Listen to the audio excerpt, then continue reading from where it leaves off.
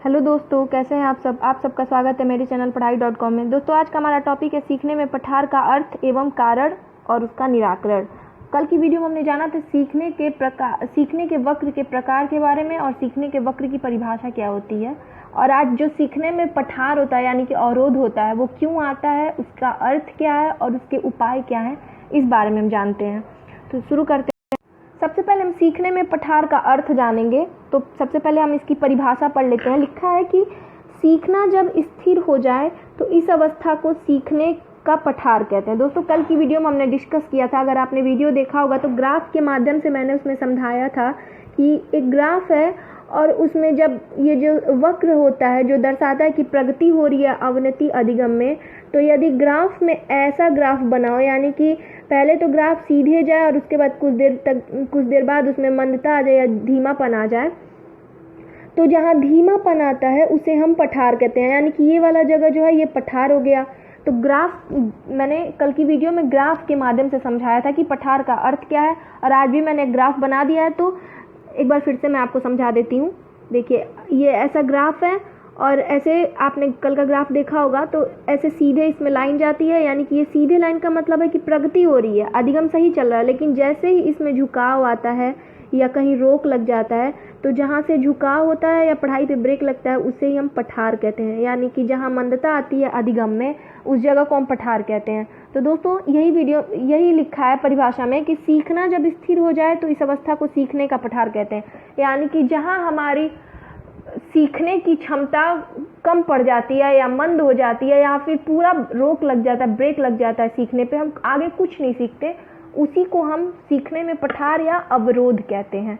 अब रास के हिसाब से इसकी परिभाषा देख लेते हैं कि रास ने क्या बोला है। लिखा है कि सीखने की प्रक्रिया की एक प्रमुख विशेषता पठार है। सीखने की प्रक्रिया की एक प्रमुख विशेषता पठार है। यानी कि सीखने की प्रक्रिया में एक प्रमुख विशेषता होती है जिसके वजह से पढ़ाई पे ब्रेक लग जाता है, और वो प्रमुख विशेषता है पठार यानी कि अवरोध। इससे उस अवधि को व्यक्त करते हैं जब सीखने की प्रक्रिया में कोई उन्नति नहीं होती। हाँ दोस्तों, जब इस ग्राफ में ये सीधी लाइन चलती जाती है तो यानी कि उन्नति हो रही है, लेकिन जहाँ ये झुक जाती है या मंद पड़ जाती है सीखने की प्रक्रिया, वहाँ अवनति होने लगती है। और यही लिखा है कि जब सीखने की प्रक्रिया में कोई उन्नति नहीं होती यानी कि अवनति होने लगती है तो उसे ही हम पठार कहते हैं। तो रास ने लिखा है कि सीखने की प्रक्रिया की एक प्रमुख विशेषता पठार है और इससे उस अवधि को व्यक्त करते हैं, यानी कि इस पठार से उस अवधि को व्यक्त करते हैं जहाँ सीखने की प्रक्रिया में कोई उन्नति नहीं होती या फिर लॉस होने लगता है। आगे है कारण। अब हम जानेंगे कि कारण क्या है कि सीखने में ब्रेक लग जाता है बालक के, या फिर सीखना नहीं चाहता बालक, या फिर जो है कि उसका कोई कारण होता है। अब कोई भी चीज़ अगर रुक रही है तो उसका कोई ना कोई कारण होगा। तो पठार क्यों आता है बालक के अधिगम में या किसी के भी अधिगम में, सीखने में या कार्य में अवरोध क्यों आता है, उसका कारण हम जानेंगे। तो हम अभी बालक को लेके चल रहे हैं। तो बालक के पढ़ाई में या अधिगम में पठार क्यों आता है, अवरोध क्यों आता है, उसका कारण जानते हैं। तो पहला कारण है ज्ञान की सीमा। कहने का अर्थ है दोस्तों कि ज्ञान की सीमा, किसी भी मनुष्य की एक सीखने की क्षमता होती है, ज्ञान की सीमा, या फिर किसी भी चीज़ की एक लिमिट होती है। तो अगर बच्चा छोटा है तो उसके सीखने या फिर उसके ज्ञान का एक लिमिट होगा। यानी कि अगर क्लास 2 में बच्चा पढ़ रहा है तो वो बस क्लास 2 तक की चीज़ों को समझेगा, वो भी उसके लिए कठिन होगा, लेकिन उसकी क्षमता उस अनुसार होगी कि वो क्लास 2 के सब्जेक्ट को समझ सके। तो अगर आप क्लास 2 के बच्चे को क्लास 3 का सब्जेक्ट पढ़ा रहे हैं, क्लास 3 का ज्ञान दे रहे हैं, तो वो उसके सीमा से बाहर है। तो ये भी एक अवरोध हुआ सीखने में। अगर उसे क्लास 3 का सिखाएंगे और वो क्लास 2 का स्टूडेंट है तो एक तो वो नहीं सीख पाएगा और दूसरा उसका मन नहीं लगेगा पढ़ाई में, और जो पिछला सीखा होगा वो भूलने लगेगा, उसकी मानसिक स्थिति में भी दिक्कत आने लगेगी। तो एक लिमिट होती है बच्चे की, ज्ञान की सीमा होती है एक, तो वहीं तक हम उसे सिखा सकते हैं। तो जहाँ तक वो कोशिश करें कि बच्चे को एक्स्ट्रा ना सिखाए, बल्कि वो जिस क्लास में है उतना ही सिखाए और उतना ही, ऐसा मतलब कोशिश करें कि वो उतना ही अच्छे से सीख जाए। अगला है दोस्तों प्रेरणा की सीमा। तो ये भी वही बात हुई कि मोटिवेशन या फिर मोटिवेट करना, उसकी भी एक सीमा होती है बच्चे को। आप बच्चे को किस चीज़ के लिए मोटिवेट कर सकती है कि अगर क्लास 2 का ही स्टूडेंट है तो आप उसको क्लास 2 के लेवल की शिक्षा या फिर जो है सीखने के लिए उसे प्रेरित कर सकते हैं, प्रेरणा दे सकते हैं। लेकिन आप क्लास 2 के स्टूडेंट को ये कहें कि बेटा आप क्लास 3 के सब्जेक्ट को सॉल्व करो, मैथ को सॉल्व करो, क्लास 3 के क्वेश्चंस का आंसर दो, तो अगर आप इस चीज़ के लिए मोटिवेट करेंगे तो बच्चे पे कोई असर नहीं पड़ेगा, क्योंकि उसकी लिमिट क्या है, क्लास 2 तक का बच्चा है तो उसकी लिमिट भी क्लास 2 तक के ज्ञान को अर्जित करने की उसकी क्षमता है। तो प्रेरणा की भी एक सीमा होती है। आप अगर बच्चा क्लास 2 का है तो आप उसे क्लास 2 के सब्जेक्ट के लिए ही मोटिवेट कर सकते हो, यही कह सकते हो उसे कि आप अपने क्लास के सब्जेक्ट को या फिर जो भी है उसे आप अच्छे से पढ़ो, याद करो और लिखो, समझो उसे। ये नहीं कह सकते कि क्लास 3 के सब्जेक्ट को पढ़ो, उसे जानने की कोशिश करो, नहीं। तो दोस्तों ये भी अवरोध लाता है बच्चे में कि उससे आप एक्स्ट्रा ना पढ़ाएं, उसके लिमिट के हिसाब से पढ़ाएं या फिर उसके लिमिट के हिसाब से उसे मोटिवेट करें। तीसरा है लिखने की अनुचित विधियों का प्रयोग। तो लिखने की अनुचित विधियां मतलब जैसे बच्चे को लिखने आया नहीं और आप उससे जबरदस्ती कुछ भी बोल दिए लिखने के लिए। आप अभी तो बच्चा बुक देख के नहीं लिख पा रहा है, आप उसे इमला बोल के लिखवा रहे हो, बुक में जो लिखा है उसे लिख नहीं पा रहा, उसे अक्षर का ज्ञान नहीं है और आप उसे लिखवाने की कोशिश कर रहे हो। तो वो अगर आप इस पे ध्यान न दो और बोल के लिखवाओ बच्चे को मौखिक तरीके से, अगर आप एक लाइन बोल दो और बोलो बच्चा लिखो और आप उसकी कॉपी को चेक ना करो कि वो क्या लिखा है और बोलो कि आपने जो लिखा है वो आप कल याद करके आओगे, तो बच्चा क्या याद करके आएगा, कुछ नहीं, क्योंकि उसे लिखने तो आता नहीं है। तो वो घर जाएगा तो वो अनुचित विधियों का प्रयोग किया रहेगा लिखने में, क्योंकि उसको उचित विधि तो पता नहीं है लिखने की, तो अनुचित विधियों का प्रयोग करेगा और जब घर जाके उसे खोल के पढ़ने की कोशिश करेगा तो उसे अपनी ही लिखी हुई चीज समझ नहीं आएगी। तो एक तो वो जो सुना रहेगा वो भी भूल जाएगा और कंफ्यूज हो जाएगा बच्चा। तो लिखने की अनुचित विधियों का प्रयोग करेगा, ये भी उसका अवरोध है। तो उसकी सीमा, यानी कि कहने का अर्थ यही है दोस्तों कि बच्चे की जितनी लिमिट है आप उसे उतना ही सिखाएं। अगर आप एक्स्ट्रा सिखाएंगे तो वो जो है उसके अधिगम में पठार आएगा। आगे है कार्य की जटिलता।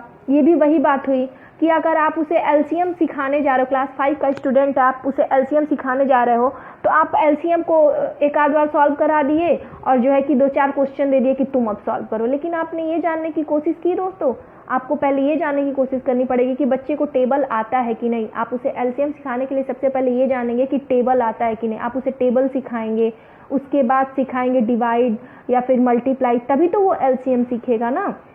तो कार्य की जटिलता तो हुई बच्चे के लिए, मतलब कार्य की जटिलता का अर्थ है कि अगर आप बच्चे को कोई चीज़ सिखा रहे हो तो उससे पहले उसमें जो चीज़ें जुड़ी हुई हैं, छोटी चीज़ें, किसी कठिन सवाल से कोई छोटी छोटी चीज़ें जुड़ी हुई हैं, तो पहले आप उसे सिखाएं और उसके बाद कठिन कार्य दें, जिससे वो छोटी छोटी चीज़ों से बड़े कार्य को सॉल्व कर सके। उससे कार्य में जटिलता ना आए, कठिनता महसूस ना हो, सरल तरीके से वो सॉल्व कर सकें। अगर बच्चे को टेबल नहीं आएगा और आप उसे एलसीएम दे दिए सॉल्व करने के लिए, तो जाहिर सी बात है कि नहीं सॉल्व कर पाएगा। इसलिए सबसे पहले कार्य को जटिल कार्य ना दे बच्चे को, ये भी उसके ज्ञान में अवरोध या पठार ला सकता है। अगर आप एलसीएम दे दिए डायरेक्ट, बच्चे को टेबल नहीं सिखाए, तो आपने जो दिया है बच्चा वो नहीं करेगा तो क्या मतलब, उसके अधिगम पे ब्रेक लग गया, उसके सीखने पे ब्रेक लग गया और उसे ही हम पठार कहते हैं। तो जटिल कार्य बच्चे से न करवाएं। अगला है शारीरिक क्रिया की सीमा। अब है दोस्तों, कहने का अर्थ ये है शारीरिक क्रिया की सीमा का कि बच्चे का वेट अगर 30 kg है और आप इसे 50 kg का बोरी उठाने को कह दे तो उठा पाएगा नहीं ना। तो शारीरिक क्रिया की सीमा, उसके शारीरिक क्रिया की सीमा या फिर मानसिक क्रिया की सीमा, उसकी जो लिमिटेशन है शारीरिक, फिजिकल या मेंटली, आप उससे उतना ही कार्य करवाएं। अगर एक्स्ट्रा करवाएंगे तो बच्चा थक जाएगा और थकने से भी उसके ज्ञान में अवरोध या पठार आ सकता है। तो कारण यही सब होता है, ज्ञान की सीमा, प्रेरणा की सीमा। अगर आप इससे ज़्यादा कार्य करवाएंगे तो बच्चा नहीं सीख पाएगा। देखिए दोस्तों, नीचे लिखा हुआ है सोरेंस के अनुसार कि शायद ऐसी कोई भी विधि नहीं है जिससे पठारों को बिल्कुल समाप्त कर दिया जाए, पर उनकी संख्या व अवधि पे कम किया जा सकता है। अब कैसे कम किया जा सकता है उसकी संख्या व अवधि पे? ये जो कारण हैं, इन 5 कारणों को दूर करके हम उसकी जो पठार की अवधि है या संख्या है उसे कम कर सकते हैं। उसे समाप्त नहीं कर सकते, लेकिन उसे कम करने की कोशिश कर सकते हैं। अगर उसकी वो मात्रा में ज़्यादा है तो उसकी मात्रा कम कर सकते हैं। अगर काफ़ी दिन से पठार चल रहा है, अवधि चल रही है, तो उस अवधि को या समय को हम कम कर सकते हैं। तो सोरेंस ने ही कहा है कि शायद ऐसी कोई विधि नहीं है जिससे पठार को बिल्कुल पूरी तरीके से समाप्त कर दिया जाए, लेकिन उनकी संख्या व अवधि में कम किया जा सकता है।